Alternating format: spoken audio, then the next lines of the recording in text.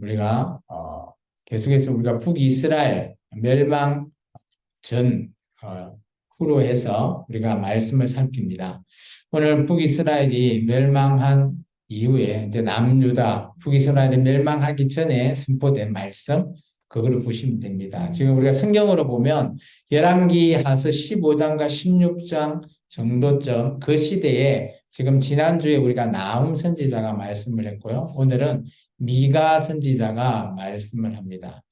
북이스라엘이 멸망하기 전에 하나님께서 선지자를 보내셨고, 그리고 북이스라엘이 멸망 이후에도 지금 이제 남유다를 위해서 또 선지자를 보내죠.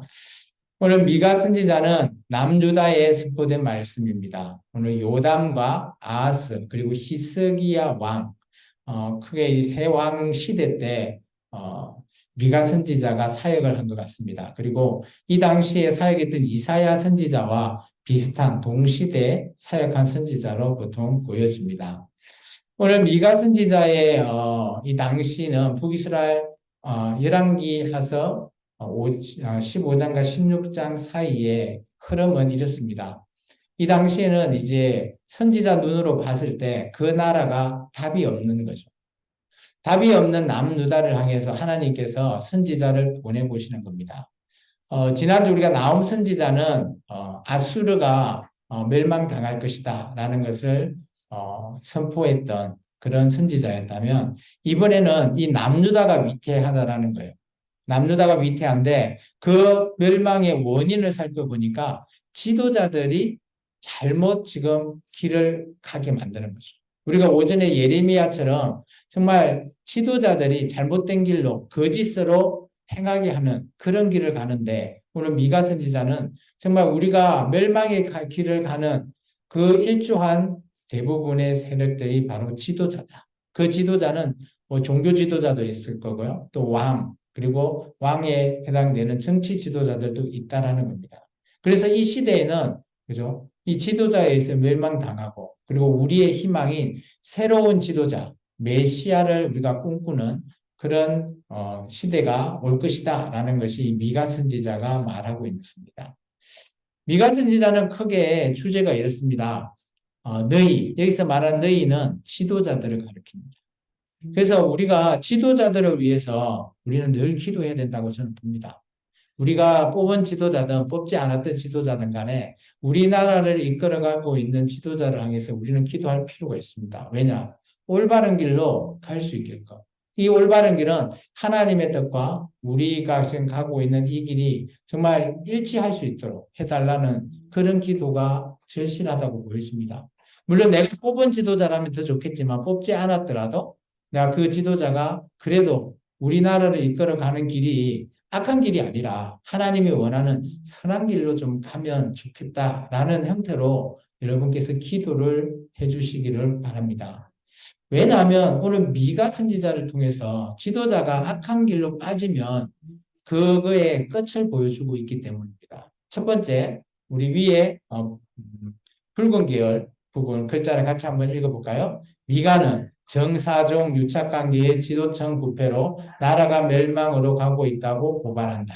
이 정사종은 제가 좀 전에 얘기했던 정치, 경제, 그리고 종교 이런 지도자들이 자기들끼리 그죠 합심해서 그죠 나라를 자기 마음대로 이게 부패하는 결국은 멸망으로 가는 그런 쪽으로 가고 있다라고 미가 선지자가 오늘 왕이나 지도자한테 선포한 말씀이 아니라 백성한테 선포한 말씀입니다. 우리가 오전 시간에 예레미야 선지자는 누구한테 선포했죠?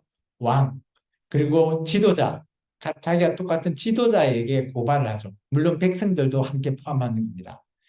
그리고 미가는 지금 당시의 지도자로는 그죠? 도저히 이 나라를 올바르게 갈 수가 없으니 다른 참 지도자가 앞으로 태어날 것을 예견합니다. 그곳이 어디예요? 시골 베들레헴이라는 곳입니다. 그래서 우리가 성탄절날 늘 이 말씀을 좀 인용하죠. 베들레헴에 나신 분이 누구시라고요?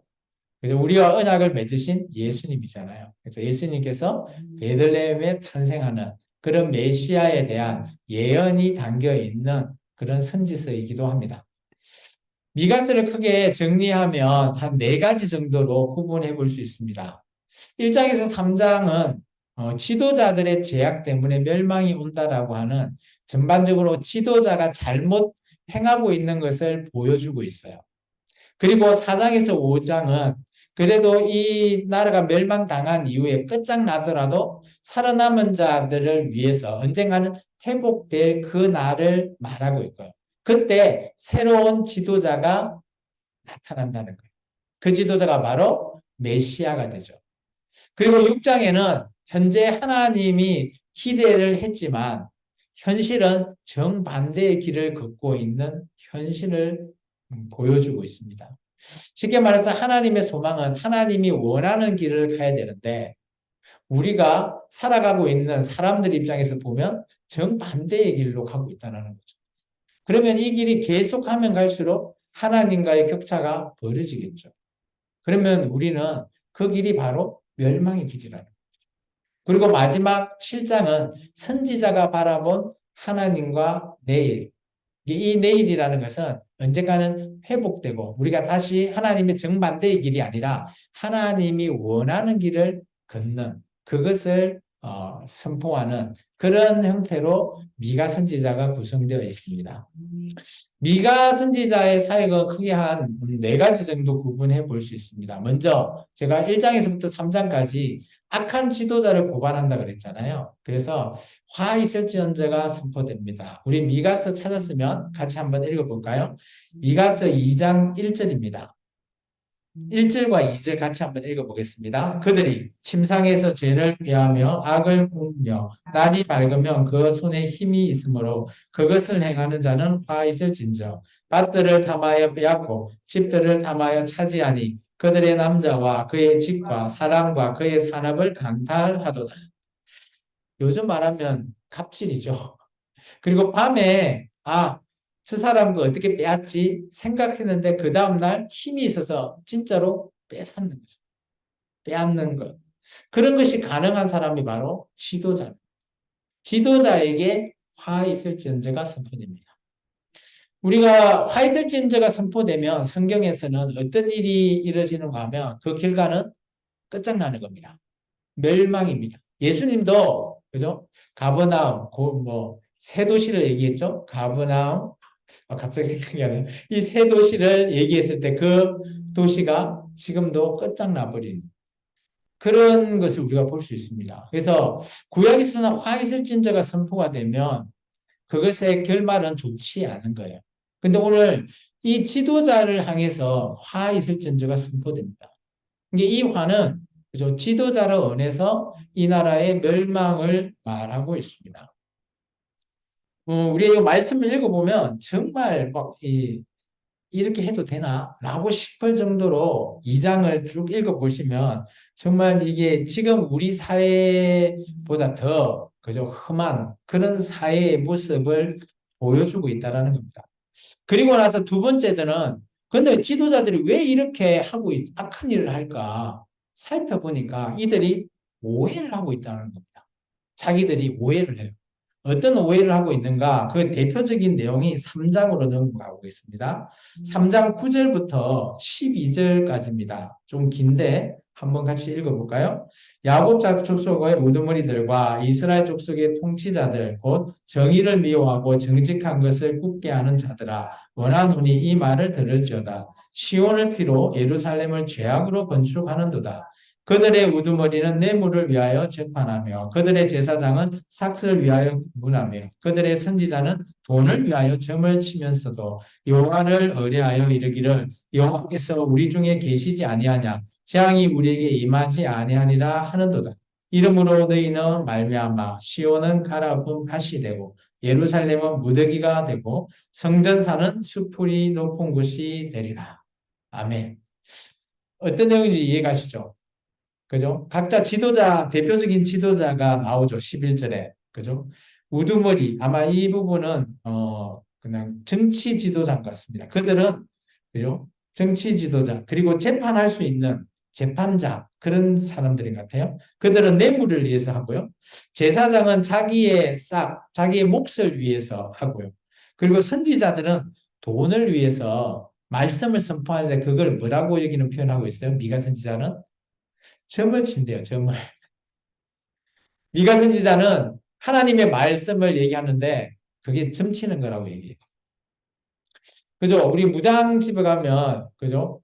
점 친다 그러죠. 앞으로 될 예견을.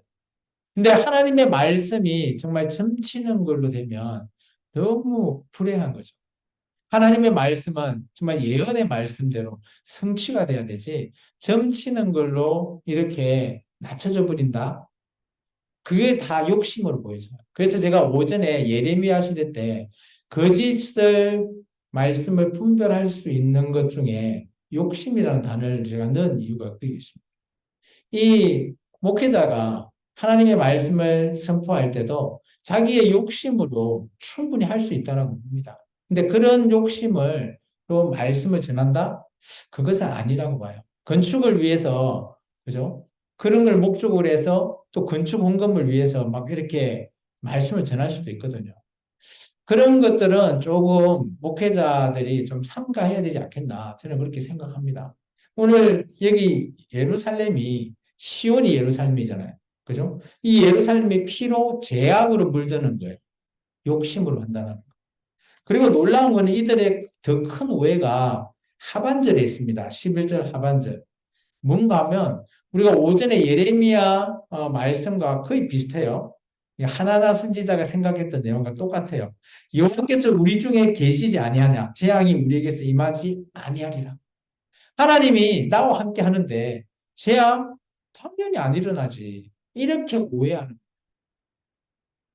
물론 하나님이 우리와 함께 하면 재앙이 일어나지 않는 것은 당연하지만 우리가 하나님의 뜻대로 제대로 하나님의 말씀대로 순종할 때야 가능하겠죠.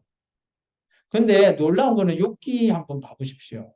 의인이라고 하는 욥이 고난을 왜 당하죠? 그 고난이 재앙이잖아요. 의인도 재앙 당할 수 있다라는 거예요. 그러니까 가장 큰 오해가 그런 것 같습니다. 나 교회 나가니까 사고 나지 않아. 아니라는 거예요. 교회 나가니까 나는 병들지 않아. 이런 거 아닙니다. 그런 게 아까 얘기했던 선지자가 점을 치는 거와 뭔 차이가 있겠어요? 그렇게 말하면. 그게 점 치는 거예요. 그래서 오늘 미가 선지자는 지도자들의 오해를 바로잡기 위해서 백성들에게 말씀을 선포하게 됩니다. 그리고 나서 지금의 지도자로서는 이 나라가 멸망할 수밖에 없다라는 것을 암울한 현실을 말하고 있죠. 그리고 난 다음에 그래도 우리는 하나님을 믿는 우리는 앞으로 새로운 지도자 메시아가 이 땅에 다시 탄생할 것이다. 그 메시아를 기다리자라고 하는 소망의 메시지 또한 이 미가서에 있습니다. 조금 넘겨볼게요. 5장 2절에서부터 4절의 말씀입니다. 같이 한번 읽어볼까요? 베들레헴 에브라다야 너는 유다 족속 중에 작을지라도 이스라엘을 다스릴 자가 내게서 내게로 나올 것이라. 그의 근본은 상고의 영혼에 있느니라. 그러므로 유인이 해산하기까지 그들을 붙여 두시겠고 그 후에는 그의 형제 가운데 남은 자가 이스라엘 자손에게로 돌아오리니 그가 여호와의 능력과 그의 하나님 여호와 이름의 위엄을 의지하셔서 목축하니 그들이 거주할 것이라. 이제 그가 창대하여 땅끝까지 미치리라. 아멘. 2절에 보시면 베들레헴을 얘기하죠. 그 족속에 유다 하는 족속에서 한 명이 태어날 거라는 거죠. 그분이 바로 예수님. 예수님이 유다 족속에서 탄생하셨죠. 지금도 이스라엘 민족은 유대인들은 인정하지 않습니다. 그들은 메시아를 탄생을 기다리고 있죠. 너무 안타까운 얘기죠. 근데 이 미가스를 이스라엘 민족이 안 읽냐? 아니요. 믿고 있습니다. 그런데 예수님은 아니라는 거예요. 그러면서 그들은 또 언젠가는 베들레헴에서 메시아가 탄생할 것을 지금도 기다리고 있거든. 이게 얼마나 우리의 오해, 우리의 무지, 우리의 편견이, 그죠? 사람마다 어떤 사람은 예수님이 메시아인데 유대인에게는 예수님이 메시아가 아닌 거예요. 너무 안타까운 거죠. 이게 우리가 하나님의 말씀을 보면 이 말씀이 진리라는 게 정말 분별하는 거 쉽지 않다라는 것, 우리가 늘 생각하셔야 돼요. 그러기 위해서는 이 분별을 위해서 뭐 기준이 되는 잣대, 그거는 성경이 되긴 하겠죠. 근데 그 성경의 잣대도 나의 욕심으로 갖다 댄다? 똑같은 지도자가 되죠. 악한 지도자가 될 겁니다. 정말 하나님이 원하는 선한 일, 선한 곳으로 기준으로 잣대를 들이대야지만이 그것이 올바른 말씀이다라고 보여집니다. 오늘 미가서는 이렇게 얘기하고 있죠. 베들레헴에 탄생한 그 선한 지도자, 그분이 바로 그죠? 메시아다라는 겁니다. 그리고 놀라운 거는 미가 선지자 때 이사야와 동시대 사역을 했다라는 게 하나 나옵니다. 우리 미가 선지자 4장 있죠. 조금 앞으로 가면 4장 1절에서 3절의 말씀이 있습니다. 한번 읽어볼까요? 끝날에 이르러 여호와의 전에 산이 산들의 꼭대기에 굳게 서며 작은 산들 위에 뛰어나고 민족들이 그리로 몰려갈 것이라. 곧 많은 이방 사람들이 가며 이르기를 오라 우리가 여호와의 산에 올라가서 야곱의 하나님의 전에 이르자. 그가 그의 도를 가지고 우리에게 가르치실 것이니라. 우리가 그의 길로 행하라. 그러니 이는 율법이 시온에서부터 나올 것이요 여호와의 말씀이 예루살렘에서부터 나올 것임이라. 그가 많은 민족들 사이의 일을 심판하시며猛고 강한 이방 사람을 판결하시리니 우리가 그 칼을 쳐서 보습을 만들고 창을 쳐서 낯을 만들 것이며 이 나라와 저 나라가 다시는 칼을 들고 서로 치지 아니하며 다시는 전쟁을 연습하지 아니하고. 아멘. 이 메시지의 내용은 뭐예요? 전쟁이 이제 없을 거라는 거예요. 평화만 있을 거다라는 메시지예요. 근데 놀라운 거는 우리 조금 앞으로 넘기면 이사야서에 있습니다. 이사야서. 좀 앞으로 좀 많이 가야 되죠. 제가 대표로 이사야서를 좀 읽어드릴게요. 이사야서 2장을 한번 가보실까요? 찾으실 분이 있으시면 찾아보시고.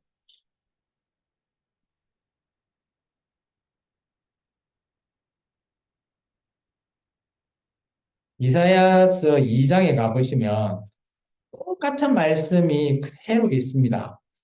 그런데 놀라운 거는 이사야 2장 1절에서부터 4절이거든요. 2장 1절만 한번 읽어볼까요? 시작. 아모스의 아들 이사야가 받은 바 유다의 예루살렘에 관한 말씀이라 돼 있죠. 그러면 이 말씀의 출처는 어디예요? 이사야가 그죠? 딱 받은 말씀 맞죠? 그런데 2장 2절부터 보면 만일에라고 나오죠. 말이래. 그리고 우리 이 미가서 4장 1절에 보면 끝날에 이 부분만 다르지 뒤는 똑같아요. 3절까지, 4절까지. 똑같은 내용이에요.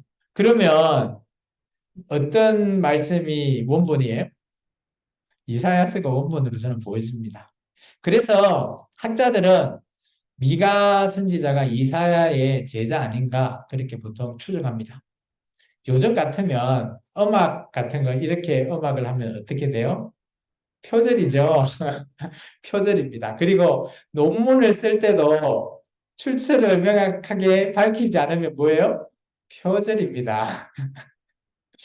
그런데 이제 그런 걸 통해서 동시대 사역이고 한결같은 목소리를 낸다? 이런 걸 통해서 선지자가 서로 자기만의 메시지를 내지만 동일한 메시지를 내고 있구나. 이런 측면에서는 하나님의 말씀이 왔다라는 거죠. 예레미야 오늘 우리가 봤던 그죠? 27장, 28장이었나요? 28장의 내용도 마찬가지였잖아요. 예레미야뿐만 아니라 자기 앞에 계속 말했던 선지자들이 있었어요. 그 선지자가 했던 메시지가 똑같았거든요. 이게 자기 식으로 말씀을 전하지만 그 메시지의 내용은 동일하였다는 거죠. 그런 걸 보면 하나님의 말씀은 분별할 수 있다는 거예요. 정말 자세히 보면. 그죠? 그래서 오늘 미가 선지자를 통해서 그죠? 그 당시에 지도자의 악행을 고발하고 앞으로 우리를 제대로 이끌어갈 새로운 지도자, 즉 메시아를 기다리자라는 것이 미가 선지자의 책의 요지입니다. 그래서 아무래하는 백성을 향해서 소망을 주는 메시지이기도 하죠. 우리 이걸 읽고 이제 말씀을 끝내갑니다. 같이 한번 읽어볼까요? 미가서를 통해 다른 지도자를 세우고 악한 지도자가 없기를 기도하자. 저는 우리가 이렇게 해야 될 거라고 봅니다. 그래서 지도자를 세우는 일은 우리가 하죠. 근데 그 지도자가 정말 바른 길로 갈 수 있게끔 기도하는 것 또한 우리의 역할이라고 저는 봅니다. 그래서 여러분께서 매일매일 기도하시죠. 할 때마다 지금 마음에 들지 않겠지만 그래도 정치 지도자들을 위해서 기도해 주시기 바랍니다. 그리고 한국교회 많은 목회자들을 위해서 기도해 주시기 바랍니다. 기도하겠습니다. 주님 감사합니다.